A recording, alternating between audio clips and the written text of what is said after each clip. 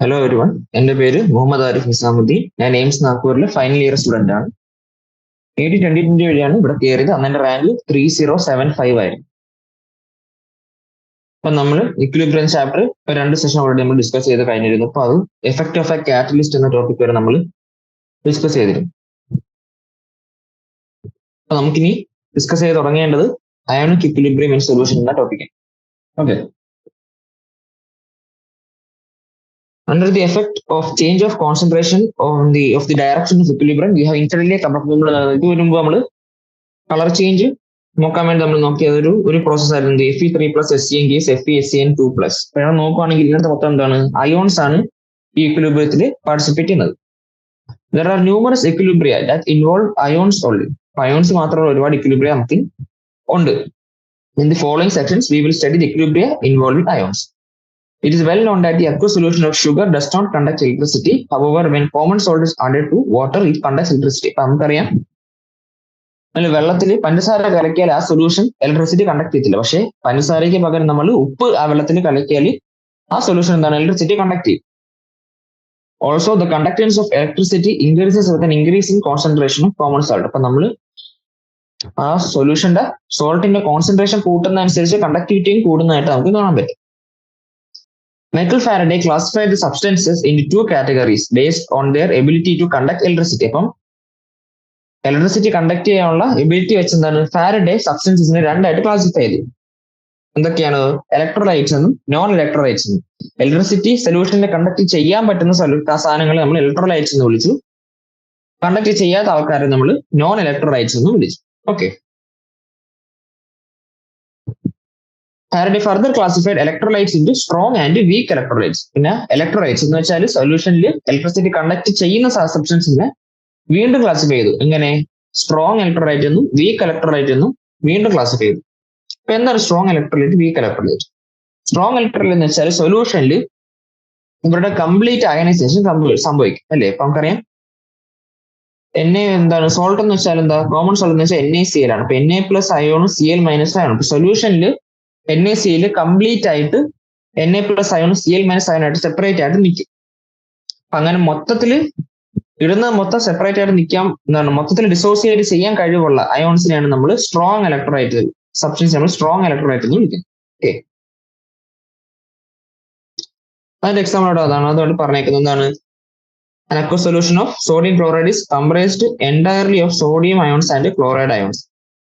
പിന്നെ അതേപോലെ ഒരു വീക്ക് ഇലക്ട്രോലൈറ്റിന്റെ എക്സാമ്പിൾ ആണ് അസിറ്റിക് ആസിഡ്. അപ്പൊ എന്താണ് ഈ വീക്ക് ഇലക്ട്രോലൈറ്റ്? നമ്മൾ ഒരു സോൾവെന്റിലേക്ക് നമ്മൾ ഈ വീക്ക് ഇലക്ട്രോലൈറ്റ് ഇട്ടാൽ എന്താ, അത് മൊത്തത്തിൽ ഡിസോസിയേറ്റ് അയോൺസ് ആയിട്ട് മാറത്തില്ല. കുറെ എന്താണ് ഡിസോസിയേറ്റ് ചെയ്യാണ്ട് അതേപോലെ തന്നെ അവിടെ കിടക്കും സോളിഡ് ആയിട്ട്. അപ്പൊ അങ്ങനെയുള്ള ഇലക്ട്രോലൈറ്റ് ആണ് നമ്മൾ വീക്ക് ഇലക്ട്രോലൈറ്റ് വിളിക്കുന്നത്. അതിന്റെ എക്സാമ്പിൾ ആണ് അസിറ്റിക് ആസിഡ് എന്ന് പറയുന്നത്.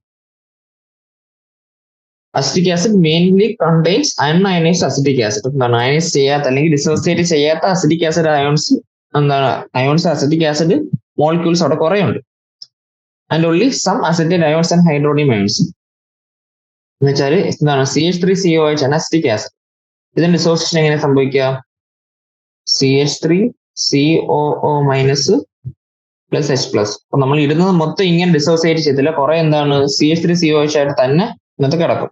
അപ്പൊ അങ്ങനെ ഇലക്ട്രോലൈറ്റ്സ് നമ്മൾ വീക്ക് ഇലക്ട്രോലൈറ്റ്സ് എന്ന് വിളിച്ചു. This is because there is almost 100% ionization in case of a sodium chloride. അപ്പൊ എന്താണ് സോഡിയം ക്ലോറൈഡ് നമ്മൾ 100 മോളിക്യൂൾ ഇട്ടാൽ ഓൾമോസ്റ്റ് 100 മോളിക്യൂളും അയനൈസേഷൻ ചെയ്യാനുള്ള ചാൻസ് ഉണ്ട്. പക്ഷേ അസിറ്റിക് ആസിഡ് കേസിലാണെങ്കിൽ എന്ത് 5% അയനൈസേഷൻ ഉണ്ടെങ്കിൽ നമ്മൾ 100 മോളിക്യൂൾ അസിറ്റിക് ആസിഡ് ഉണ്ടെങ്കിൽ അതിനകത്ത് 5 മോളിക്യൂളെ CH3COO- H+ ആയിട്ട് ഡിസോസിയേറ്റ് ചെയ്ത് നിൽക്കത്തുള്ളൂ. Okay. It should be noted that in weak electrolytes, equilibrium is established between ions and the ionized molecules. ഇപ്പൊ എന്താണ് ഈ വീക്ക് ഇലക്ട്രോലൈറ്റിന്റെ കേസിൽ അസിറ്റിക് ആസിഡിന്റെ കേസ് പറഞ്ഞല്ലോ, ഇപ്പൊ വീക്ക് ഇലക്ട്രോലൈറ്റിന്റെ കേസിൽ ഇവിടെ ഒരു ഇക്വിലിബ്രിയം എക്സിസ്റ്റ് ചെയ്യുന്നുണ്ട്. എന്താണ് ഇത് ഇങ്ങോട്ട് തിരിച്ച് ഡിസോസിയേറ്റ് ആവുന്നുണ്ട്, ഇവരെന്താണ് വീണ്ടും കൂടി ചേർന്ന് അൺഅയനൈസ്ഡ് ഫോമിലോട്ടും ആവുന്നുണ്ട്. ഇത് സൈമൾട്ടേനിയസ്ലി ഇങ്ങനെ നടന്നുകൊണ്ടിരിക്കുന്നു വീക്ക് ഇലക്ട്രോലൈറ്റ്സിന്റെ കേസ്. Okay.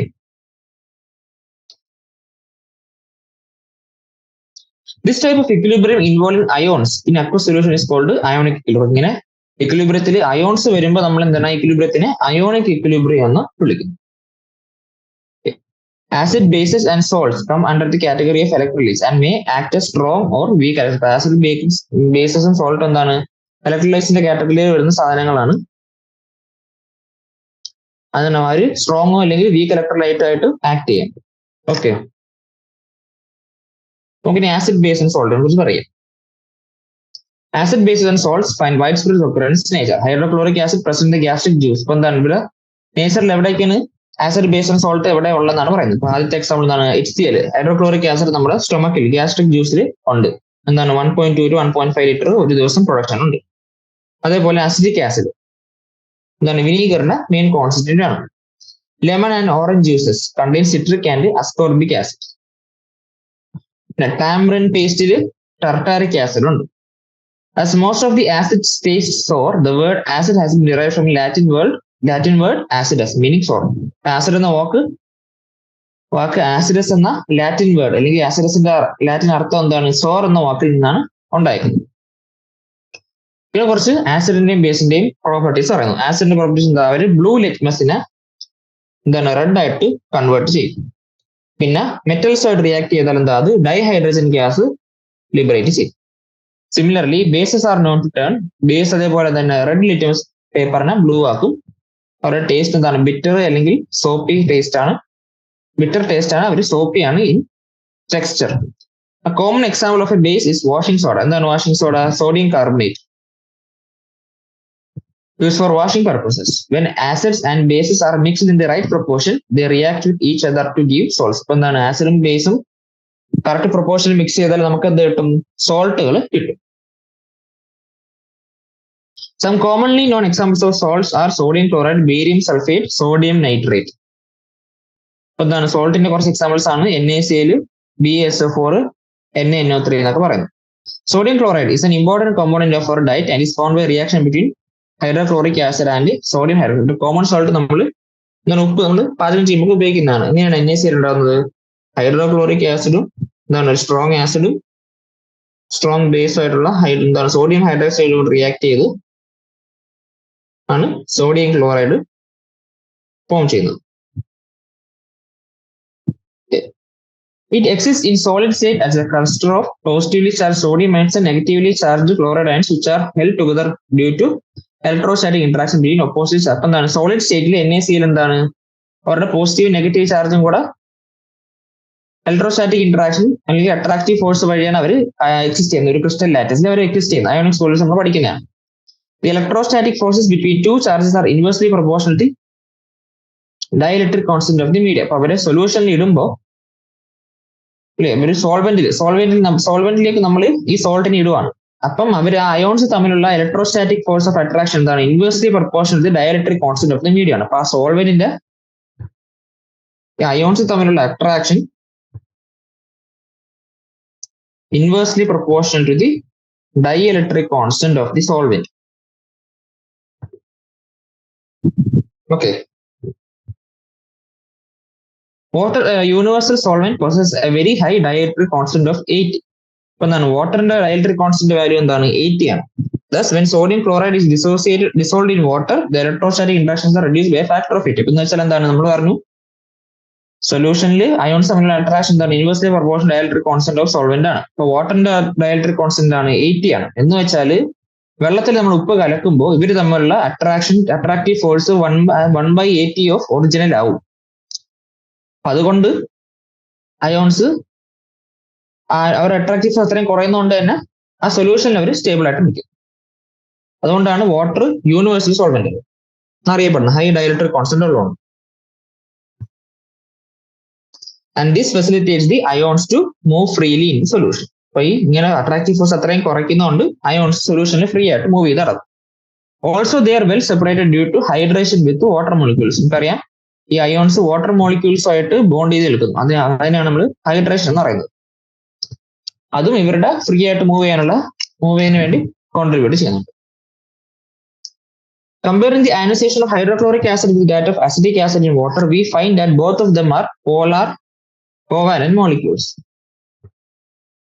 Formula is completely ionized into its constituent ions, while the latter solely partial ions. ഇപ്പൊ നമ്മൾ HCl ഉം CH3COH അസിറ്റിക് ആസിഡും ഹൈഡ്രോക്ലോറിക് ആസിഡും കൂടെ കമ്പയർ ചെയ്യുമ്പോൾ രണ്ടും പോളാർ കോവാലന്റ് മോളിക്യൂൾസ് ആണ്. പക്ഷെ ഒന്ന് നോക്കുമ്പോൾ HCl കംപ്ലീറ്റ്ലി ഡിസോസിയേറ്റ് ചെയ്യുന്നുണ്ട്. പക്ഷെ CH3COH ഓൾമോസ്റ്റ് 5% മോളിക്യൂൾസെ അവരുടെ അയോൺസ് ആയിട്ട് ഡിസോസിയേറ്റ് ചെയ്യുന്നുള്ളൂ. The extent to which ionization occurs depend upon the strength of the bond and the extent of solvation of ions produced. അപ്പൊ എന്താണ് എത്രത്തോളം ഒരു ഇലക്ട്രോലൈറ്റ് ഡിസോസിയേറ്റ് തീരുമാനിക്കുന്നത് എന്താണ് അവരുടെ അയോൺസ് തമ്മിലുള്ള അട്രാക്റ്റീവ് ഫോഴ്സും മാത്രമല്ല സോൾവേഷന്റെ എക്സ്റ്റെന്റും ആണ് തീരുമാനിക്കുന്നത്. The terms dissociation ionization having earlier been used with different meanings. എന്താണ് ഇവിടെ നമ്മൾ ഡിസോസിയേഷൻ അയോണൈസേഷൻ നമ്മളിവിടെ ഉദ്ദേശിക്കുന്ന ടേം എന്താണ് ഈ പാരഗ്രാഫ് പറയുന്നത് വെച്ചാൽ ഈ ചാപ്റ്ററിൽ ഡിസോസിയേഷൻ അയോണൈസേഷൻ ഒരേ കാര്യമാണ് ഉദ്ദേശിക്കുന്നത് എന്ന് വെച്ചാൽ അവരുടെ എന്താണ് ഒറിജിനൽ മോളിക്യൂളിൽ നിന്ന് അയോൺസ് ആയിട്ട് സെപ്പറേറ്റ് ആയിട്ട് മാറുന്നതിനാണ് നമ്മൾ ഡിസോസിയേഷൻ അല്ലെങ്കിൽ അയോണൈസേഷൻ എന്ന് നമ്മളിവിടെ പറയുന്നത്. വേറൊന്നുമായിട്ട് കൺഫ്യൂസ് ചെയ്യാൻ പാടില്ല. അടുത്ത നമുക്ക് പറയാനുള്ളത് Arrhenius concept of acids and bases. According to Arrhenius theory, acids are substances that dissociates in water to give hydrogen ions and bases are substances that produce hydroxyl ions. അപ്പൊ Arrhenius concept എന്താണ്? Arrhenius concept പറയുന്നത് acids എന്ന് വെച്ചാൽ സൊല്യൂഷനിൽ H+ ions തരുന്നവരെയാണ് നമ്മൾ acids എന്ന് വിളിക്കുന്നത്. മാത്രമല്ല ബേസ് എന്ന് വെച്ചാൽ സൊല്യൂഷനിൽ OH- അയോൺസ് തരുന്നവരെയാണ് ബേസ് എന്ന് വിളിക്കുന്നത്. അപ്പൊ അതിന്റെ എക്സാമ്പിൾ ആയിട്ട് ഇവിടെ കാണിച്ചിട്ടുള്ളതാണ് ഒരു ആസിഡ് HX വെച്ച് ഡിനോട്ട് ചെയ്യുന്നു. അപ്പൊ HX എന്ന ആസിഡ് എന്താണ് H+ഉം X- ആയിട്ട് സൊല്യൂഷനിൽ എന്താണ് സ്പ്ലിറ്റ് ആവുന്നത്. അപ്പൊ H+ അയോൺ തന്നുകൊണ്ട് എന്താണ് HX ആസിഡ് ആണ് പറയുന്നത്. A bare proton is very reactive and cannot exist freely in aqueous solution. Thus, it bonds to the oxygen atom of a solvent molecule, water molecule to give trigonal pyramidal hydronymy. ഇപ്പൊ എന്താണ് പറയുന്നത് HS പറഞ്ഞു H+ X- ആയിട്ട് split ചെയ്യുന്നു പറഞ്ഞു. പക്ഷെ H+ എന്ന് പറയുന്നത് ഈ പ്രോട്ടോൺ മോളിക്യൂൾ എന്ന് പറയുന്നത് വളരെ റിയാക്റ്റീവ് ആയിട്ടുള്ള ഒരു മോളിക്യൂളാണ്. അതുകൊണ്ട് തന്നെ അതെന്താ അത് വാട്ടർ മോളിക്യൂളായിട്ട് റിയാക്ട് ചെയ്ത് ട്രൈഗണൽ പിരമിഡുള്ള ഹൈഡ്രോണിയം അയോണായിട്ടായിരിക്കും എക്സിസ്റ്റ് ചെയ്യുന്നത്. അതാണ് ഈ ഓറായിട്ട് വേറൊരു ഇക്വേഷൻ നമുക്ക് ഇവിടെ തന്നേക്കുന്നത്. H2 ആയിട്ട് റിയാക്ട് ചെയ്ത് H3O പ്ലസും X-. X+ എന്നും നമ്മള് പ്രോട്ടോണിനെ H+ എന്നോ അല്ലെങ്കിൽ H3O+ എന്ന് പറയുന്നത് ഓൾമോസ്റ്റ് സെയിം ആണ്. കാരണം H+ തന്നെയാണ് H2O ആയിട്ട് റിയാക്ട് ചെയ്ത് H3O+ ആയിട്ട് എക്സിസ്റ്റ് ചെയ്യുന്നത്. സിമിലർലി ബേസ് മോളിക്യൂൾ, ഇപ്പൊ ബേസിന്റെ കാര്യത്തിൽ എന്താണ് ബേസ് സൊല്യൂഷനിൽ OH- അല്ലെങ്കിൽ ഹൈഡ്രോണിയം അയോൺ അല്ല ഹൈഡ്രോക്സിൽ അയോൺ നമുക്ക് തരും. അങ്ങനെയുള്ള മോളിക്യൂൾസിന് അങ്ങനെയുള്ള സബ്സ്റ്റൻസിനാണ് നമ്മൾ ബേസ് ആയിട്ട് Arrhenius കൺസെപ്റ്റിൽ പറയുന്നത്. The hydroxyl ion also exists in the hydrated form in the aqueous solution. Arrhenius concept of acid and base, however, suffers from the limitation of being applicable only to the aqueous solutions and also does not account for the basicity of substance. ഇപ്പൊ Arrhenius concept എന്താണ് aqueous solutionൽ മാത്രമേ സൊല്യൂഷനിൽ എന്താണ് H+ ആയിരുന്നോ OH- ആയിരുന്നു വെച്ചാണ് നമ്മൾ Arrhenius concept acid ബേസും പറഞ്ഞത്. മാത്രമല്ല Arrhenius കൺസെപ്റ്റില് എന്താണ് ഒരു ഹൈഡ്രോക്സിൽ ഗ്രൂപ്പ് ഇല്ലാത്ത ബേസസും ഉണ്ട്, അവരെ അക്കൗണ്ടിൽ എടുക്കുന്നതും ഇല്ല. അപ്പൊ എന്താണ് അതിന് എക്സാമ്പിൾ ആണ് അമോണിയ മോളിക്യൂൾ. അമോണിയ മോളിക്യൂൾ എന്താണ് ബേസിക് ആണ്, പക്ഷെ ഹൈഡ്രോക്സിൽ സൊല്യൂഷൻ ഇത് ഹൈഡ്രോക്സിൽ ആണ് തരുന്നില്ല. സൊല്യൂഷൻ ഹൈഡ്രോക്സിൽ വെച്ചാൽ അവർക്ക് എന്താണ് OH ഗ്രൂപ്പ് അവരുടെ സ്ട്രക്ചറിൽ ഇല്ല, അവർക്ക് OH ഗ്രൂപ്പ് ഇല്ല. അതുകൊണ്ട് അവരെ Arrhenius കൺസെപ്റ്റ് അവരെ കൺസിഡർ ചെയ്തില്ല. അടുത്ത നമുക്ക് പറയാനുള്ളത് Bronsted-Lowry acid and base.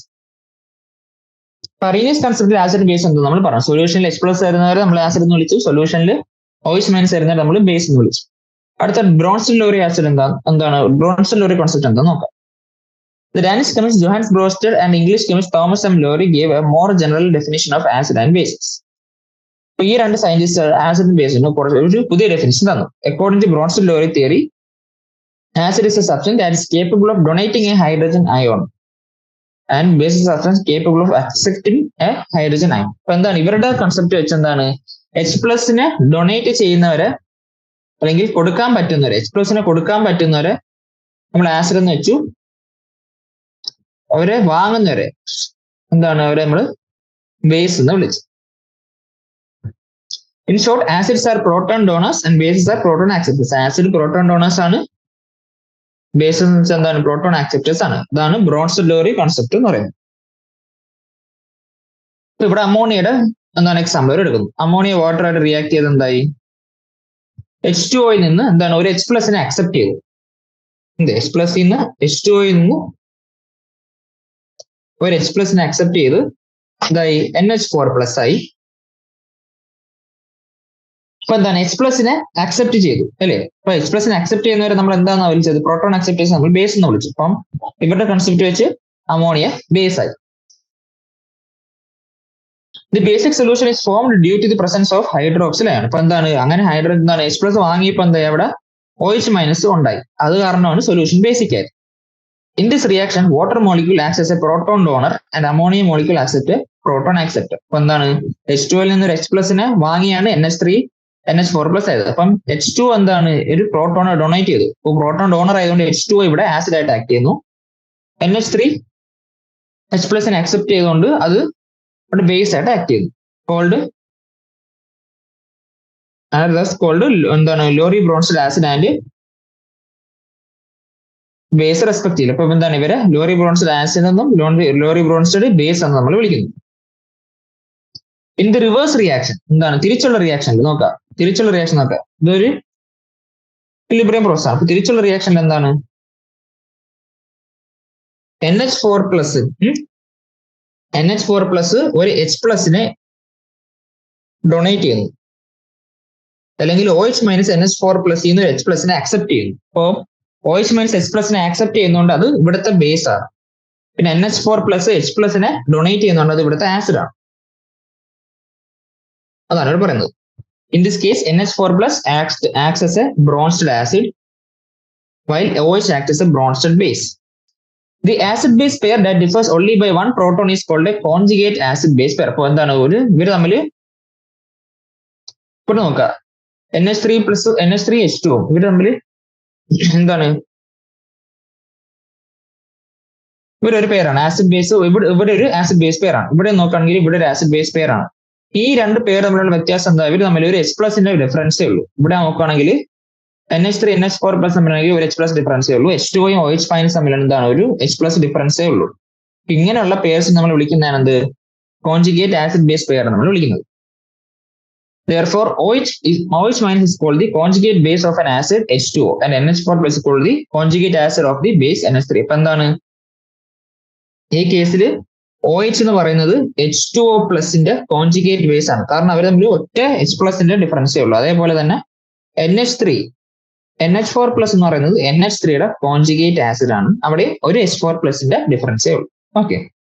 If bronzed acid is a strong acid, then the conjugate base is a weak base and vice versa. അപ്പൊ എന്താണ് നമ്മൾ റിയാക്ട് ചെയ്യുന്ന ആസിഡ് അല്ലെങ്കിൽ ബേസ് സ്ട്രോങ് ആണെങ്കിൽ അതിന്റെ കോൺജുഗേറ്റ് ബേസ് എന്ന് പറയുന്നത് വീക്ക് ആയിരിക്കും. ഇപ്പൊ ഇവിടെ ഫോർ എക്സാമ്പിൾ NH3 എന്ന് പറയുന്ന ഒരു വീക്ക് ബേസ് ആണ്. അപ്പൊ അതുകൊണ്ട് അവിടെ ഉണ്ടാകുന്ന അവരുടെ കോൺജുഗേറ്റ് ആസിഡ് എന്ന് പറയുന്നത് എന്തായിരിക്കും? ഒരു സ്ട്രോങ് ആസിഡ് ആയിരിക്കും. ഓക്കെ.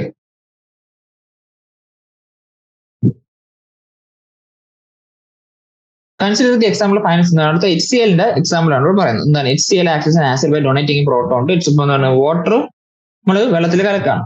ഇവിടെ എന്താണ് സംഭവിക്കുക? ഇവിടെ HCl ഇതിന്റെ H പ്ലസ് അയോണിനെ H2 കൊടുക്കുന്നു. ഓക്കെ. അപ്പൊ എന്തുണ്ടായി? H3O പ്ലസ് അയോണും ഉണ്ടായി, Cl മൈനസ് അയോണും ഉണ്ടായി. അപ്പൊ HCl എന്ന സ്ട്രോങ് ആസിഡിന്റെ കോൺജുഗേറ്റ് ബേസ് ആണ് Cl മൈനസ്. H2O എന്ന വീക്ക് ബേസിന്റെ കോൺജുഗേറ്റ് ആസിഡ് ആണ് H3O plus. It can be seen in the above equation that water acts as a base. അപ്പൊ എന്താണ് ഈ ഇക്വേഷനിൽ വാട്ടർ ബേസ് ആയിട്ട് ആക്ട് ചെയ്യുന്നത്. കാരണം എന്താണ് HCl നിന്ന് H പ്ലസിനെ ആക്സെപ്റ്റ് ചെയ്യാണ് ചെയ്തത്. പക്ഷെ നേരത്തെ ഇക്വേഷനിൽ എന്താണ് നോക്കുക, വാട്ടർ H പ്ലസിന് ഡൊണേറ്റ് ആണ് ചെയ്തത്. അപ്പൊ അവിടെ വാട്ടർ ആസിഡ് ആയിട്ടാണ് ആക്ട് ചെയ്തത്.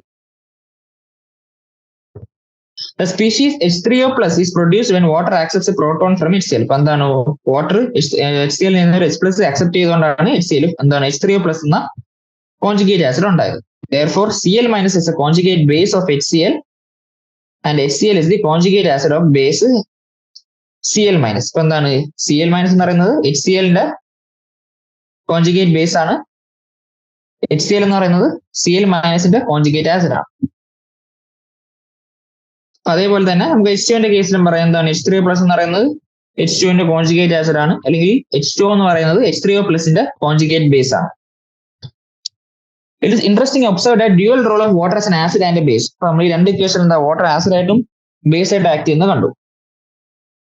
In case of reaction with HCl, water acts as a base, while in case of ammonia it acts as an acid. അപ്പൊ നമ്മൾ ഓൾറെഡി പറഞ്ഞതാണ്. ഓക്കെ. അപ്പൊ ഓരോന്നിന്റെയും കോൺജുഗേറ്റ് ആസിഡും ബേസും നമ്മൾ ഇങ്ങനെ എഴുതാൻ അറിഞ്ഞിരിക്കും. ഓക്കെ. അടുത്ത നമുക്ക് പറയാനുള്ളത് ലൂയിസ് ആസിഡ് ആൻഡ് ബേസ്. അപ്പൊ നമ്മളിപ്പോ രണ്ട് കൺസെപ്റ്റ് പറഞ്ഞു already. Arrhenius concept, Bronsted Lowry concept പറഞ്ഞ അടുത്ത ലൂയിസ് ആസിഡ് ബേസ് എന്താ നമുക്ക് നോക്കാം. Jane Lewis in 1923 defined an acid as a species which accepts electron pair and base which donates an electron pair. അപ്പൊ എന്താണ് ഇവിടെ പറയുന്നത്? ആസിഡ് എന്ന് വെച്ചാൽ ഇലക്ട്രോൺ അക്സെപ്റ്റേഴ്സ് എന്നും ബേസ് എന്ന് വെച്ചാൽ ഇലക്ട്രോൺ ഡോണേഴ്സ് എന്നുമാണ് ലൂയിസ് കൺസെപ്റ്റ് പറയുന്നത്. As far as the bases are concerned, there is not much difference between Bronsted-Lowry and Lewis concepts, as the base provides a lone pair in both the cases. എന്താണ് Bronsted concept ആയാലും Luis concept ആയാലും ബേസിന്റെ കൺസെപ്റ്റിൽ അവിടെ വ്യത്യാസമില്ല, കാരണം രണ്ടിനും base ഒരു lone pair കൊടുക്കുന്നുണ്ട്. However, in Lewis concept, many acids do not have proton. അപ്പോൾ ലൂയിസ് കൺസെപ്റ്റിൽ പല ലൂയിസ് ആസിഡ്സിനും പ്രോട്ടോൺസ് ഇല്ല. ഇതിന്റെ ഒരു എക്സാമ്പിൾ ആണ് എന്താണ് BF3NH3 തമ്മിലുള്ള റിയാക്ഷൻ. ഇവിടെ നോക്കുകയാണെങ്കിൽ BF3NH3 തമ്മിലുള്ള റിയാക്ഷൻ ഇതാണ്. BF3NH3 അഡക്റ്റ് ഫോം ചെയ്യും. ഇവിടെ എന്താണ് സംഭവിക്കുന്നത്? NH3 നിന്നൊരു ലോൺ പെയർ ഉപയോഗിച്ച് ഇവർ തമ്മിൽ ബോണ്ട് ഉണ്ടാക്കുന്നു. അപ്പൊ ഇവിടെ NH3 എന്നുള്ള ലോൺ പെയർ വാങ്ങുന്നതുകൊണ്ട് BF3 എന്താണ് ഇവിടുത്തെ ലൂയിസ് ആസിഡ് ആണ്. ഇവിടെ ഡോണർ എന്താണ് NH3 ഇലക്ട്രോൺ ഡോണർ ആയതുകൊണ്ട് NH3 എന്ന് പറയുന്നത് ഇവിടുത്തെ ലൂയിസ് ബേസ് ആണ്. Okay, BF3 does not have a proton but still acts as an acid and reacts with NH3 by accepting its lone pair of electrons. Okay.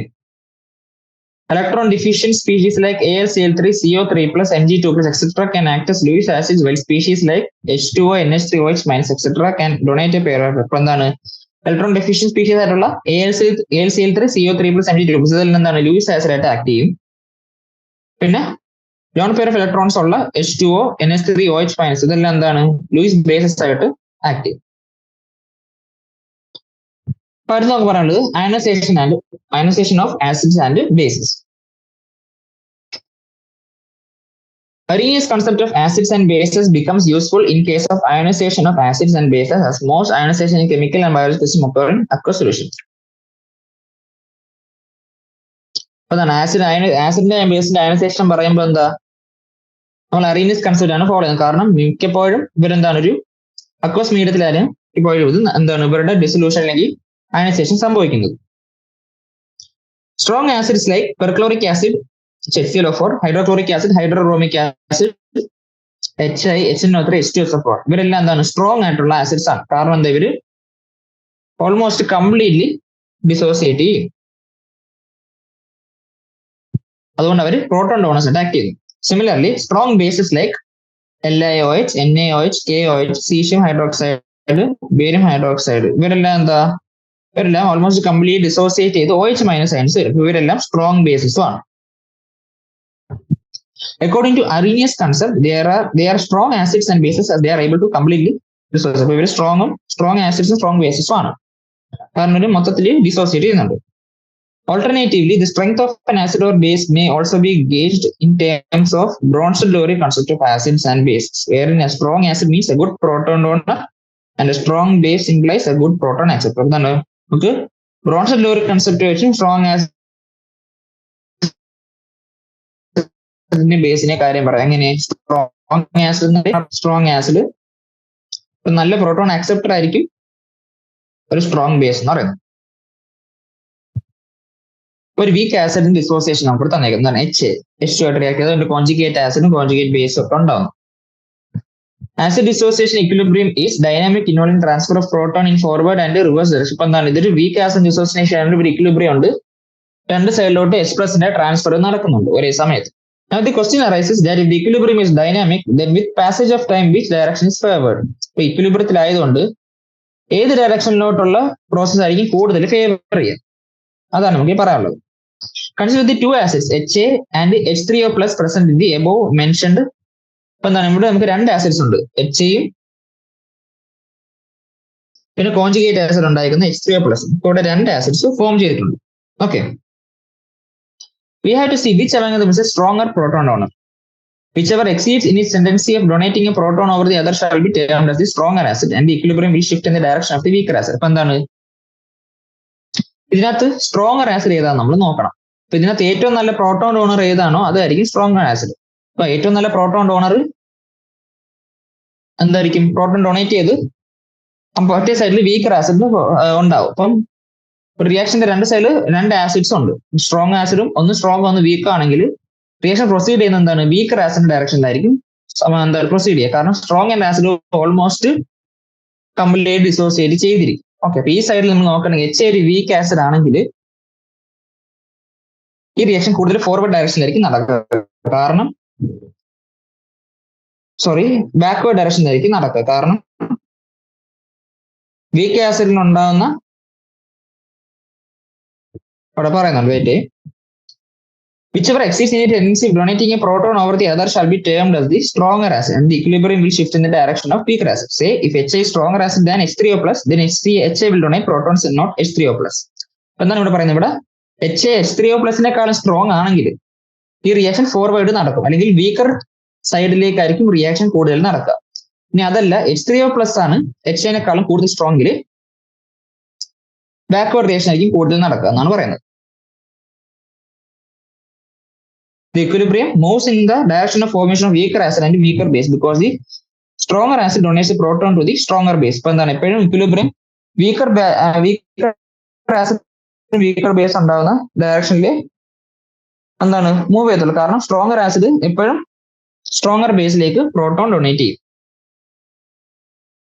It follows that as a strong acid dissociates completely in water, the resulting base found to be very weak. ഇപ്പൊ എന്താണ് strong acid dissolve ചെയ്ത് ഉണ്ടാകുന്ന വാട്ടറിൽ dissolve ചെയ്യുമ്പോൾ ഉണ്ടാകുന്ന base എന്താണ് ഒരു week base ആയിരിക്കും.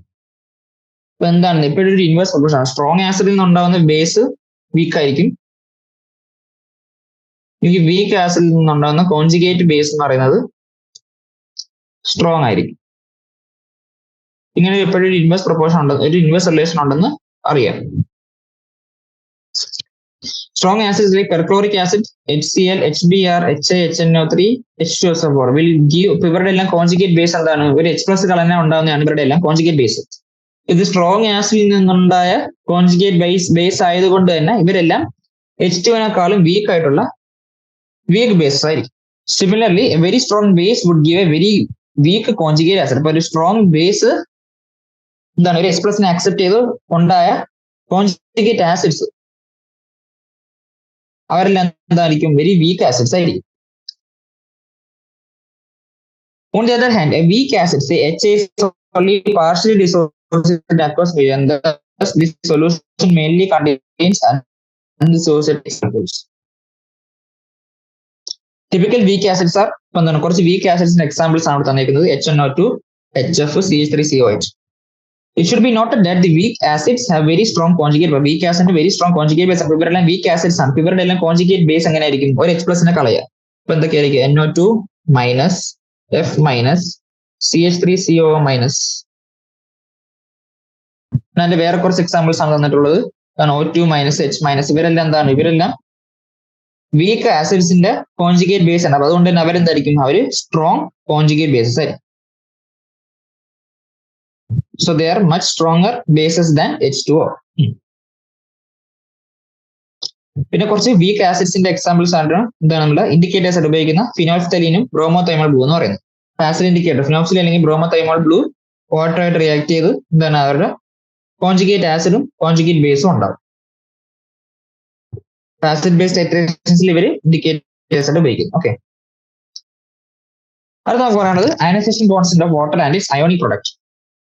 Some substances like water are unique in their ability of acting both as an acid and as a base. നമ്മൾ കണ്ടിരുന്ന ഓൾറെഡി അമോണിയ ആയിട്ടും HCl റിയാക്ഷനിൽ വാട്ടർ ആസിഡും ബേസും ആയിട്ട് റിയാക്ട് ചെയ്ത് നമ്മൾ കണ്ടു.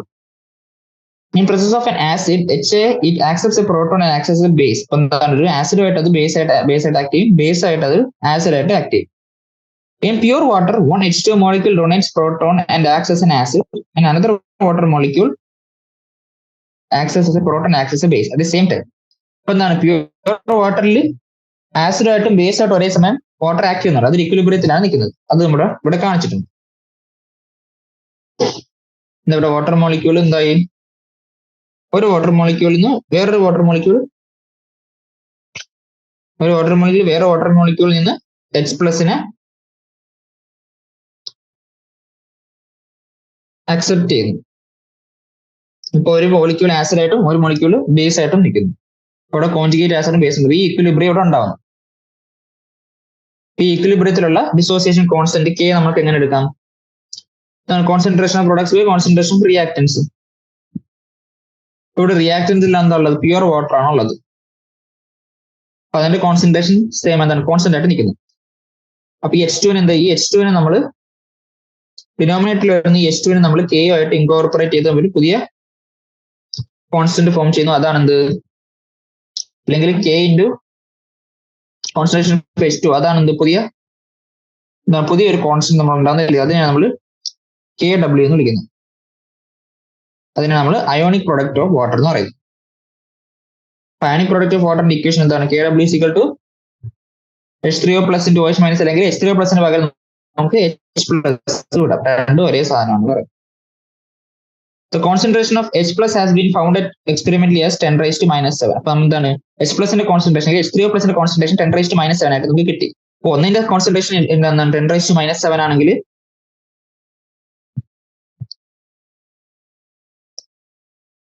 ഇത് 10 raised to minus 7 ആണെങ്കിൽ മറ്റൊന്ന് എന്താ? OH minus concentration 10 raised to minus 7 ആയിരിക്കും. കാരണം equal number of H plus OH minus ആണ് ഇവിടെ ഉണ്ടാവുന്നത്. അപ്പൊ എന്താവും? അപ്പൊ KWന്റെ വാല്യൂ എന്താവും? KWന്റെ value H plus into concentration of H plus into concentration of OH minus വരും. എന്ന് വെച്ചാൽ 10 raised to minus 7 into 10 raised to minus 7 എന്ന് വരും. അപ്പൊ KWന്റെ വാല്യൂ at 298 Kelvin എന്താണ്? 10 raised to minus 14 ആണ്. അപ്പൊ ഇക്വിലിബ്രിയം കോൺസ്റ്റന്റ്, ഏതൊരു ഇക്വിലിബ്രിയം കോൺസ്റ്റന്റ് പറയുന്ന പോലെ തന്നെ KWന്റെ വാല്യൂ ടെമ്പറേച്ചർ ഡിപ്പെൻഡന്റ് ആണ്. അപ്പൊ 298 കെൽവിനിലാണ് KWന്റെ വാല്യൂ 10 raised to minus 14 വരുന്നത്. Okay. The density of pure water is 1000 gram per liter. അറിയാം ഡെൻസിറ്റി 1 gram per ml അല്ലെങ്കിൽ 1000 gram per liter. അതിന്റെ മോളാർ മാസ് എന്ന് പറയുന്നത് 18 gram per mol ആണ്. അപ്പൊ അതിൽ നിന്ന് നമുക്ക് മൊളാരിറ്റി കണ്ടുപിടിക്കാം. മൊളാരിറ്റി എന്ന number of moles by volume in litre ആണ്. അപ്പൊ അവിടെ നമുക്ക് മൊളാരിറ്റി ഓഫ് വാട്ടർ നമുക്ക് 55.55 എന്ന് കിട്ടും. Therefore, the ratio of dissociated water to that of undissociated water can be. ഇപ്പൊ ഡിസോസിയേറ്റഡ് വാട്ടർ നമുക്കറിയാം 1 ലിറ്റർ വെള്ളത്തിൽ എത്ര H പ്ലസ് ഉണ്ട്, OH മൈനസ് ഉണ്ട്, എത്ര വാട്ടർ മോളിക്യൂൾ ഡിസോസിയേറ്റ് ചെയ്തു നമുക്കറിയാം. 10 raised to minus 7 water molecules dissociate ചെയ്യുമ്പോഴാണ് നമുക്ക് 10 raised to minus 7 H പ്ലസും plus 10 raised to minus 7 OH minus കിട്ടുന്നത്. അപ്പം 1 ലിറ്റർ വെള്ളം നമുക്ക് എടുക്കുകയാണെങ്കിൽ അതിനകത്ത് 10 raised to minus 7 മോളിക്യൂൾസ് ആണ് ഡിസോസിയേറ്റ് ചെയ്ത് കിട്ടുന്നത്. അപ്പൊ അതാണ് എന്റെ കോൺസെൻട്രേഷൻ. അപ്പൊ ratio of dissociated water of undissociated water എന്ത് വരും? അതാണ് ഇവിടെ തന്നിരിക്കുന്നത് 10 raised to minus 7 by 55.55. രണ്ടിന്റെയും കോൺസെൻട്രേഷൻ അവിടെ തന്നേക്കുന്നത്. ഇതിന്റെ വാല്യൂ തന്നേക്കുന്നത് എത്ര? Almost 2 into 10 raised to minus 7 ആണ് തന്നേക്കുന്നത്. -9. Thus equilibrium lies mainly towards undissociated. Undissociated water ഡയറക്ഷനിലോട്ടാണ് equilibrium കൂടുതൽ എക്സിസ്റ്റ് ചെയ്യുന്നത്. ഓക്കെ. ഇപ്പൊ ഒരു സാധനം അസിഡിക് ആണോ ബേസിക് ആണോ ന്യൂട്രൽ ആണോ നമ്മൾ എങ്ങനെ പറയാ? H3O പ്ലസിന്റെ കോൺസെൻട്രേഷൻ ആണ് OH മൈനസിനേക്കാളും കൂടുതലെങ്കിൽ അത് ആസിഡിക് ആണ്. രണ്ട് ഈക്വൽ ആണെങ്കിൽ ന്യൂട്രൽ ആണ്. OH മൈനസ് കൂടുതലാണെങ്കിൽ ബേസിക് ആണ്. നമുക്ക് പറയാൻ പറ്റും. ഓക്കെ. ഇനി അടുത്ത നമുക്ക് പറയാനുള്ളത് pH സ്കെയിൽ ആണ്. ഇപ്പൊ എന്താണ് pH scale? Hydronium iron concentration in molarity small conveniently expressed on A logarithmic scale known as pH scale. ഇപ്പൊ എന്താണ് ഹൈഡ്രോണിയം അയൺ അല്ലെങ്കിൽ H പ്ലസ് അയൺ കോൺസെൻട്രേഷൻ പറയാൻ വേണ്ടി എന്താണ് നമ്മൾ ഉപയോഗിക്കുന്ന ഒരു സ്കെയിലാണ് pH സ്കെയിൽ എന്ന് പറയുന്നത്. The pH of a solution is defined as the negative logarithm to a base of the activity of hydrogen. ഇപ്പൊ എന്താണ് pH എന്ന് പറയുന്നത്? pH എന്ന് പറയുന്നത് negative logarithm minus log to base 10 of the activity of hydrogen ആണ്. അപ്പം hydrogen അയോണിന്റെ ആക്ടിവിറ്റിയുടെ ബേസ് 10 നെഗറ്റീവ് ലോഗ് ആയിട്ട് നമ്മൾ pH എടുക്കുന്നത്. അതാണ് ഇവിടെ തന്നേക്കുന്നത്. ഇൻ ഡൈല്യൂട്ട് സൊല്യൂഷൻ എന്ന് വെച്ചാൽ concentration less than 0.01 molar. Activity of hydrogen ion is equal in magnitude molarity represented by H plus.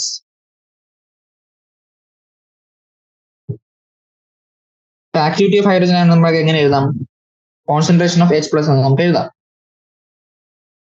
അവിടെ നമുക്ക് pH ന്റെ ഇക്വേഷൻ നമുക്ക് മൈനസ് ലോഗ് H പ്ലസ് എന്നിട്ട് നെക്സ്റ്റ് എന്താ minus log concentration of H plus നമുക്ക് കിട്ടും. അപ്പൊ അതാണ് എന്ത് pH ന്റെ ഇക്വേഷൻ എന്ന് പറയുന്നത്. Thus an acidic solution of HCl 10 raised to minus 2 molar. അപ്പൊ HCl ന്റെ concentration 10 raised to minus 2 molar ആണെങ്കിൽ H പ്ലസിന്റെ കോൺസെൻട്രേഷനും 10 raised to minus 2 molar ആയിരിക്കും. കാരണം HCl എന്ന് പറയുന്ന ഒരു സ്ട്രോങ് ആസിഡ് ആണ്. അത് ഡിസോസിയേറ്റ് ഓൾമോസ്റ്റ് കംപ്ലീറ്റ്ലി ഡിസോസിയേറ്റ് ചെയ്യും. അപ്പൊ H പ്ലസിന്റെ concentration 10 raised to minus 2 mole വരും. അപ്പൊ പി എച്ചിന്റെ വാല്യൂ എന്ത് വരും? പി എച്ചിന്റെ വാല്യൂ മൈനസ് ലോഗ് 10⁻²- എന്ന് വരും. എന്ന് വെച്ചാൽ പി എച്ച് മൈനസ് ഓഫ് -2 2 ആവും. ഓക്കെ, അങ്ങനെ നമ്മൾ പി എച്ച് കണ്ടുപിടിക്കുന്നത്. അതേപോലെ തന്നെ basic solution having OH minus concentration. ഇപ്പൊ OH മൈനസ് കോൺസെൻട്രേഷൻ 10⁻⁴ ആയാലും എന്ത് വരും? നമുക്കിവിടെ OH മൈനസ് കോൺസെൻട്രേഷൻ 10⁻⁴ ആണ്. നമുക്കറിയാം H plus into OH minus അപ്പൊ എന്താവും? നമുക്കറിയാം എന്താണ് 10⁻⁴ ആണ് നമുക്കറിയാം. അപ്പൊ H പ്ലസ് കോൺസെൻട്രേഷൻ എന്താവും? 10⁻⁴/10⁻⁴ എന്ന് വരും. എന്ന് വെച്ചാൽ H പ്ലസ് കോൺസെൻട്രേഷൻ അപ്പം 10⁻⁻10 എന്ന് വരും. അപ്പൊ നമുക്കറിയാം എന്താണ് പി എച്ച് എന്ന് വെച്ചാൽ minus of log concentration of H plus ആണ്.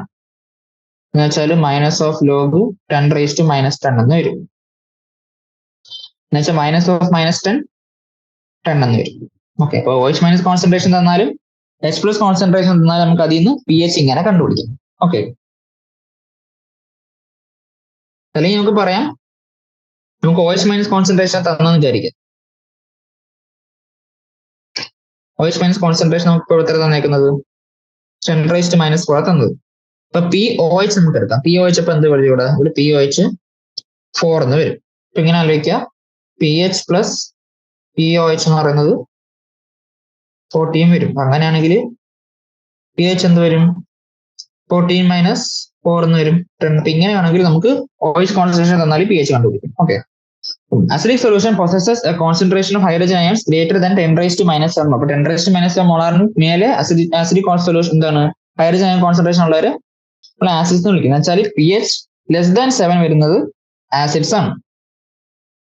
H പ്ലസ് കോൺസെൻട്രേഷൻ 10⁻⁻7 താഴെ പോയാൽ എന്താണ്? അവർ ബേസ് ആണ്. അല്ലെങ്കിൽ PH ഗ്രേറ്റർ ദാൻ 7 വരുന്നത് ബേസ് ആണ്. PH 7 വരുന്നത് ന്യൂട്രൽ ആണ്. ഓക്കെ, അപ്പൊ നമുക്ക് അടുത്തറിയാം എന്താണ്? again consider the equation. പിന്നെ നേരത്തെ പറഞ്ഞ സാധനമാണ് എന്താണ്? KW 10⁻⁻14 നമുക്കറിയാം. H plus into OH minus ആണ്. അവിടെ നമുക്ക് PKW വാല്യൂ എന്ത് കിട്ടും? PH പ്ലസ് POH എന്ന് കിട്ടും. അതാണ് 14. PKW വാല്യൂ നമ്മൾ നേരത്തെ ഇവിടെ 14 ആയിട്ട് എടുത്തത് ഈ ഇക്വേഷൻ. ഓക്കെ, അപ്പൊ അങ്ങനെ ഒരു ഇക്വേഷൻ നമുക്ക് കണ്ടുപിടിക്കാൻ പറ്റും. Okay, PKW is a very important quantity for aqueous solutions of and controls the relative concentration of hydrogen and hydroxyl ions as the product is a constant. It should be noted that as the pH scale is logarithmic, a change in pH by just 1 unit also means change in H plus concentration by a factor of 10. എന്ന് വെച്ചാൽ എന്താണ്? PH 5ഉം 6ഉം ആലോചിക്കാം. അപ്പൊ ഇതിനർത്ഥം എന്താ? 5 എന്ന് വെച്ചാൽ എന്താ? 5ന് 10 times more concentration of H plus ഉണ്ട് 6-നേക്കാളും. കാരണം ഇതൊരു ലോഗരിതമിക് സ്കെയിൽ ആയതുകൊണ്ട് ഫാക്ടർ ഓഫ് 10 വ്യത്യാസം അവിടെ വരും. അതേപോലെ തന്നെ PH 2 യൂണിറ്റ് വ്യത്യാസം ഉണ്ടെങ്കിൽ എന്താണ്? 100 times H plus കോൺസെൻട്രേഷൻ അവിടെ വ്യത്യാസം വരുന്നുണ്ടെന്ന് മനസ്സിലാക്കുക. അപ്പൊ നമ്മൾ PH യൂണിറ്റ് ഒന്നാണ് മാറുന്നെങ്കിലും ഫാക്ടർ ഓഫ് 10 അവിടെ മാറുന്നുണ്ടെന്നുള്ള ലോജിക് അവിടെ വരണം. ഓക്കെ, 10 times കോൺസെൻട്രേഷൻ ഡിഫറൻസ് അവിടെ വരുന്നുണ്ട്. Measurement of pH of a solution is very essential as its value should be known when dealing with biological and cosmetic. ഇപ്പൊ എന്താണ്? PH വാല്യൂ, PH മെഷർമെന്റ് ഒരുപാട് applications ഉണ്ട്. അപ്പൊ PH നമുക്ക് measure ചെയ്യാൻ വേണ്ടി നമ്മൾ ഉപയോഗിക്കുന്നതാണ് PH പേപ്പർ ആണ്. ഇതൊരു PH പേപ്പർ ഇവിടെ കാണിച്ചിട്ടുണ്ട്. ഇത് പലതരം PH പേപ്പർ ഉണ്ട്, പല കളർ കോഡും ഉണ്ട്. ഇപ്പൊ കളർ കമ്പയർ ചെയ്ത് നമുക്ക് ഏത് PH ആണ് നമുക്ക് പറയാം. ഓക്കെ, കൂടുതൽ ആക്യുറസിയിൽ നമുക്ക് PH കിട്ടാൻ വേണ്ടി നമ്മൾ PH മീറ്റേഴ്സും ഉപയോഗിക്കാറ്. ഇപ്പൊ ലാബിലൊക്കെ നമ്മൾ സാധാരണ PH പേപ്പർ ആണ് ഉപയോഗിക്കുന്നത്. പക്ഷേ ആക്യുറേറ്റ് ആയിട്ട് PH കിട്ടാൻ നമ്മൾ PH മീറ്റേഴ്സ് നമുക്ക് ഉപയോഗിക്കാം.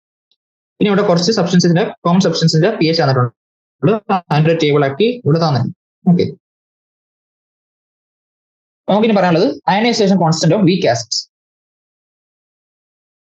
അതിനെ നമ്മൾ KA വെച്ച് ഡിനോട്ട് ചെയ്യും. അതെങ്ങനെ കണ്ടുപിടിക്കുന്നു? Consider a weak acid HX that is partially ionized in the aqueous solution.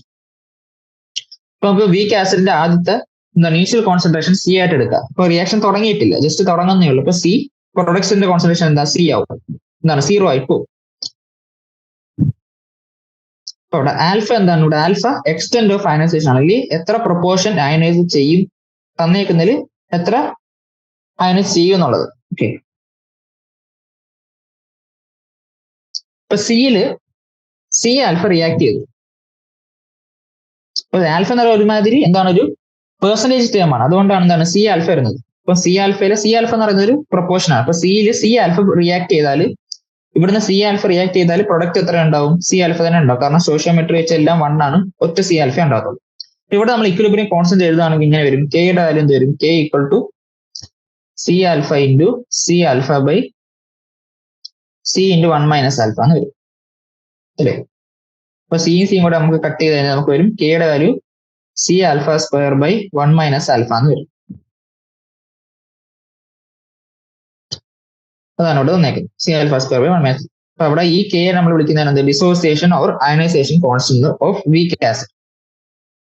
അപ്പൊ കെ നമുക്ക് ഇങ്ങനെ എഴുതാം, എന്താണ്? K equal to H plus into X minus. ഇവിടുത്തെ പ്രൊഡക്റ്റ് ബൈ ഇവിടുത്തെ റിയാക്ടന്റ്. വാട്ടർ നമ്മൾ എടുക്കത്തില്ല, പ്യൂർ ലിക്വിഡ് ആയിട്ട് നമ്മൾ എടുക്കത്തില്ല. ഡിനോമിനേറ്ററിൽ നമ്മുടെ റിയാക്ടന്റ് ആയിട്ടുള്ള എച്ച് എക്സ് മാത്രമേ വരത്തുള്ളൂ. At a given temperature T, Ka is the measure of the strength of the acid. അപ്പോൾ ഒരു ടെമ്പറേച്ചറിൽ ഒരു ആസിഡ്, ഒരു വീക്ക് ആസിഡിന്റെ സ്ട്രെങ്ത് മെഷർ ചെയ്യാൻ വേണ്ടിയാണ് നമ്മൾ Ka ഉപയോഗിക്കുന്നത്. അപ്പൊ കെയുടെ വാല്യൂ വലുതാവും തോറും വീക്ക് ആസിഡിന്റെ സ്ട്രെങ്ത്തും കൂടുതലായി. K is a dimensionless quantity with standard state concentration of all species. അപ്പൊ എന്താണ്? K എന്ന് പറയുന്നത് ഒരു ഡയമെൻഷൻലെസ് ക്വാണ്ടിറ്റി ആണ്. ഇപ്പൊ കുറച്ച് വീക്ക് ആസിഡ്സിന്റെ അയനൈസേഷൻ കോൺസ്റ്റന്റ് കെയുടെ വാല്യൂസ് തന്നിട്ടുണ്ട്. ഇവിടെ നോക്കുകയാണെങ്കിൽ കെയുടെ വാല്യൂ കൂടുന്തോറും ആസിഡ് സ്ട്രെങ്ത്തും കൂടും. ഇവിടെ നോക്കുകയാണെങ്കിൽ ഏറ്റവും സ്ട്രോങ്സ്റ്റ് ആയിട്ടുള്ള വീക്ക് ആസിഡ് ഏതാണ്? അത് ഡെസിമൽ നോക്കാം. അപ്പൊ ഏറ്റവും ചെറിയ ഡെസിമൽ ഉള്ളതായിരിക്കും വലുത്. അപ്പൊ ഇവിടെ ഏറ്റവും ചെറിയ ഡെസിമലുള്ള 3 എണ്ണം, 10⁻⁴ ആണ് 3 എണ്ണം ഉള്ളത്. അതിനകത്ത് ഏറ്റവും വലുത് ഏതാണ്? 4.5 ഉള്ള നൈട്രസ് ആസിഡ് ആണ് ഇവിടെ ഏറ്റവും അസിഡിക് സ്ട്രെങ്ത് ഉള്ളത്. ഓക്കെ,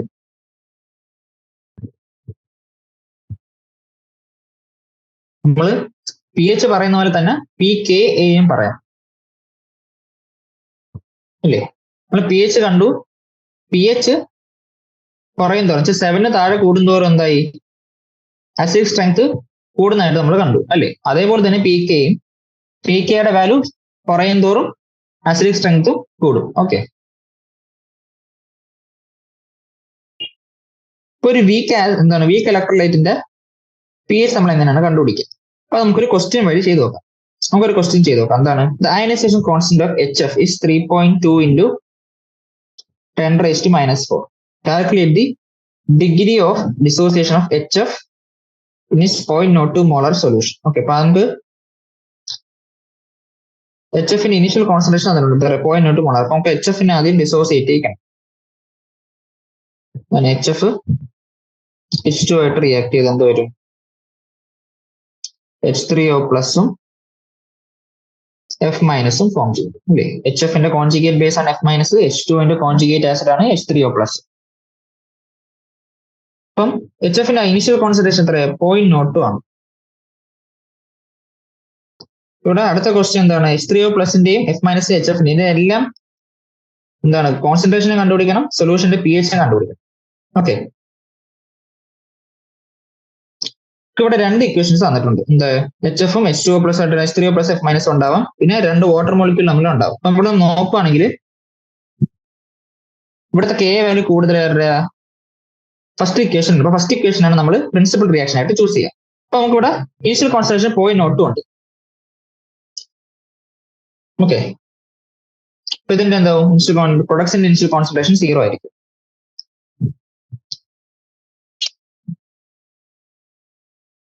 ഈ 0.02 ഡിസോസിയേഷൻ കോൺസ്റ്റന്റ് നമുക്ക് അറിഞ്ഞുകൂടാം. അപ്പൊ അതിന്റെ 0.02 ആൽഫ നമ്മൾ സി മൈനസ് സി ആൽഫ എടുത്ത പോലെ തന്നെ അതെന്ത് വരും? ഇവിടെ 0.02 ആൽഫ ഉണ്ടാവും. 0.02 ആൽഫ കമ്പയർ ചെയ്യാൻ വേണ്ടി മേലോട്ട് എഴുതാം. സി മൈനസ് സി ആൽഫ നമുക്ക് സി ആൽഫയും തരും. ഇവിടുത്തെ ഡിസോസിയേഷൻ കോൺസ്റ്റന്റ് എന്ന് പറഞ്ഞാൽ എന്ത് വരും? 0.02 ആൽഫ സ്ക്വയർ അത് divided by 0.02 into 1 minus alpha വരും. എന്ന് വെച്ചാൽ ഇത് 0.02 ഇവിടുത്തെ മേലത്ത് ഒരു 0.02 സ്ക്വയർ അല്ലേ വേണം. ഇങ്ങനെയാണ് വരിക. എന്ന് വെച്ചാൽ 0.02 ആൽഫ സ്ക്വയർ എന്ന് പറയുന്നത് by 1 minus alpha. Dissociation constant value തന്നിട്ടുണ്ട് എത്രയാ? 3.2 into 10⁻⁻⁴ എന്ന് തന്നിട്ടുണ്ട്.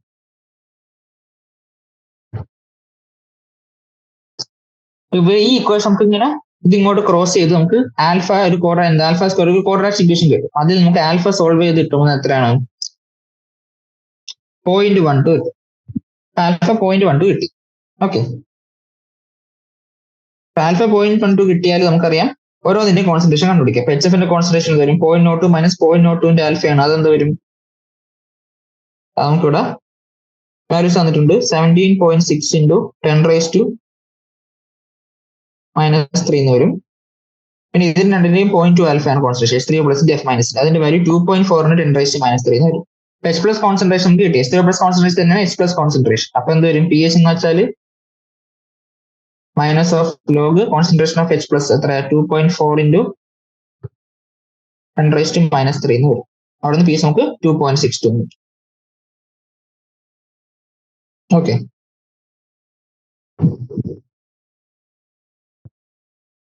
ഇങ്ങനെ നമുക്ക് എല്ലാത്തിന്റെയും പി എച്ചും ഇക്വിലിബ്രിയം കോൺസെൻട്രേഷൻ എല്ലാം സാധാരണ ചെയ്യുന്ന പോലെ തന്നെ ഇവിടെ ഡിസോസിയേഷൻ കോൺസ്റ്റന്റ് നമ്മൾ എടുത്തത് അത്രയേ ഉള്ളൂ വ്യത്യാസം.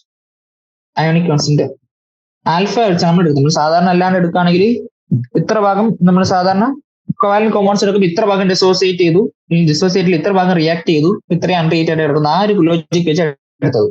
ഇവിടെ സി ആൽഫ എല്ലാവരും നമ്മൾ എടുക്കുന്നത്. ഓക്കെ, അതേ ഉള്ളൂ ഇവിടുത്തെ വ്യത്യാസമാണ്. അടുത്ത പറയുന്നത് അയനൈസേഷൻ ഓഫ് വീക്ക് ബേസ്. അപ്പൊ നമ്മളിപ്പോ വീക്ക് ആസിഡിന്റെ കേസിൽ പറഞ്ഞ പോലെ തന്നെ വീക്ക് ബേസ് നമുക്ക് ഇത്രയും പറയാം. അപ്പൊ കെ എക്ക് പകരം നമുക്ക് അവിടെ കെ ബി അല്ലെങ്കിൽ ബേസ് അയനൈസേഷൻ കോൺസ്റ്റന്റ് എടുക്കാം. അപ്പൊ കെ ബിയുടെ വാല്യൂ എന്ത് വരും? കെ ബി ഈക്വൽ ടു എന്താണ്? Concentration of M plus into OH minus by concentration M OH വരും. ഓക്കെ, അവിടുത്തെ കെ ബിയുടെ ഇക്വേഷൻ ഇതേപോലെ തന്നെ വരും. K B equal to C alpha square into 1 minus alpha. പിന്നെ കുറച്ച് വീക്ക് ബേസിന്റെ കെ ബി വാല്യൂ തന്നിട്ടുണ്ട്. അപ്പൊ കെ ബിയുടെ വാല്യൂ കൂടുന്നതനുസരിച്ച് ബേസിക് സ്ട്രെങ്ത്തും കൂടി വരും. ഓക്കെ, അതേപോലെ തന്നെ പി കെ ബിയുടെ വാല്യൂ കുറയും തോറും ബേസിക് സ്ട്രെങ്ത് കൂടും. ഇതെല്ലാം നമുക്ക് പറയാം. നമുക്ക് പറയാനുള്ളത് റിലേഷൻ ബിറ്റ്വീൻ കെ എയും കെ ബി. അപ്പൊ കെ എയും കെ ബി തമ്മിലുള്ള റിലേഷൻ പറയാം. seen earlier in this chapter, K and Kb represent the strength of an acid and a base respectively. ഒരു ആസിഡിന്റെയും ബേസിന്റെയും സ്ട്രെങ്ത്തിനെ കാണിക്കാനുള്ള ഉപയോഗിക്കുന്നതാണ് നമ്മൾ കെയും കെ ബിയും. കെ വീക്ക് ആസിഡ് ഉണ്ട്, കെ ബി വീക്ക് ബേസ് ഉണ്ട്. In case of A conjugate acid base pair, അപ്പോൾ ഒരു കോൺജുഗേറ്റ് ആസിഡ് ബേസ് പെയർ ഉണ്ടെങ്കിൽ they are related in a simple manner so that one is shown the other can be reduced. ഇപ്പൊ എന്താണ്? നമുക്ക് NH4 plus H2 നമ്മൾ reaction എന്തായി? H3O പ്ലസും NH3 ഉണ്ട് എന്ന് വെച്ചാൽ ഇവിടെ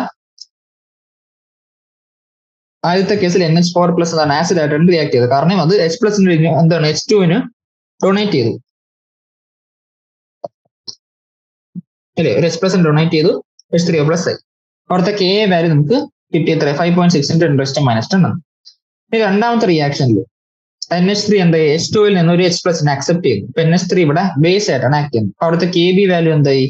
1.8 into 10⁻⁵ എന്ന് കിട്ടി. എന്നിട്ട് നമ്മൾ ഈ രണ്ട് റിയാക്ഷനും കൂടെ ആഡ് ചെയ്യുന്നു. ഓക്കെ, ഈ ഫസ്റ്റ് റിയാക്ഷനും ഈ സെക്കൻഡ് റിയാക്ഷനും കൂടെ നമ്മൾ ആഡ് ചെയ്യുന്നു. അപ്പൊ നമുക്ക് നെറ്റ് റിയാക്ഷൻ കിട്ടുന്നത് ഈ തേർഡ് റിയാക്ഷൻ ആണ്. ഓക്കെ, അപ്പോഴത്തെ കെ ഡബ്ല്യു വാല്യൂ എന്താ? H3 plus. അപ്പോൾ അത് വാട്ടർ മാത്രം റിയാക്ഷൻ ഉണ്ട്, കെ ഡബ്ല്യു എടുത്തു, അത് 10⁻⁴ എന്ന് കിട്ടി. ഇപ്പൊ ഇവിടെ കെ എന്ന് പറയുന്നത് NH3യുടെ കെ എന്താണ്? ആസിഡ് ആയിട്ടുള്ള സ്ട്രെങ്ത്തും കെ ബി എന്ന് പറയുന്നത് ബേസ് ആയിട്ട് ആക്ട് ചെയ്യുമ്പോൾ സ്ട്രെങ്ത്. ഇപ്പൊ നെറ്റ് റിയാക്ഷൻ നമുക്ക് കിട്ടി എന്താണ്? കെ നെറ്റ് റിയാക്ഷൻ നമുക്ക് ആഡ് ചെയ്യുമ്പോൾ നമുക്ക് എന്താ? കെ ഡബ്ല്യു ആണ് കിട്ടിയത്. അപ്പൊ അത് നമുക്ക് മനസ്സിലായി കെ ഇൻറ്റു കെ ബി എന്ന് പറയുന്നത് എന്താണ്? കെ ഡബ്ല്യു ആണ് നമുക്ക് മനസ്സിലായി. കെയുടെ ഇക്വേഷൻ നമ്മൾ എഴുതി, കെ ബിയുടെ ഇക്വേഷൻ നമ്മൾ എഴുതി, അത് രണ്ടും കൂടെ മൾട്ടിപ്ലൈ ചെയ്യുമ്പോൾ നമുക്ക് കെ ഡബ്ല്യു കിട്ടി.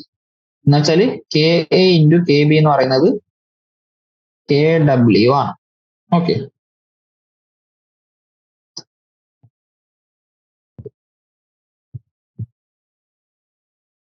അപ്പം ഒരു സബ്സ്റ്റൻസിന്റെ കെ വാല്യൂ അറിയാമെങ്കിൽ നമുക്ക് അതിന്റെ കെ ബി വാല്യൂ നമുക്ക് അത് ഈ ഇക്വേഷനിൽ നമുക്ക് എടുക്കാൻ പറ്റും.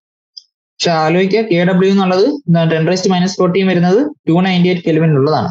അപ്പൊ ആലോചിക്കുക, ഒരു ആസിഡ് അത് സ്ട്രോങ് ആസിഡ് ആണെങ്കിൽ എന്താണ്? കെ വാല്യൂ വളരെ ഹൈ ആയിരിക്കും.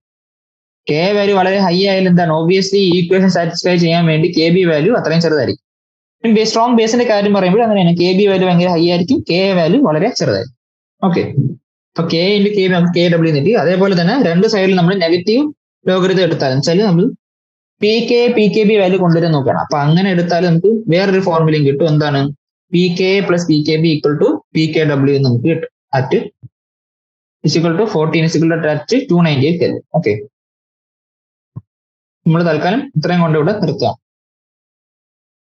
Thank you. ബാക്കി അടുത്ത ക്ലാസ് നോക്കാം.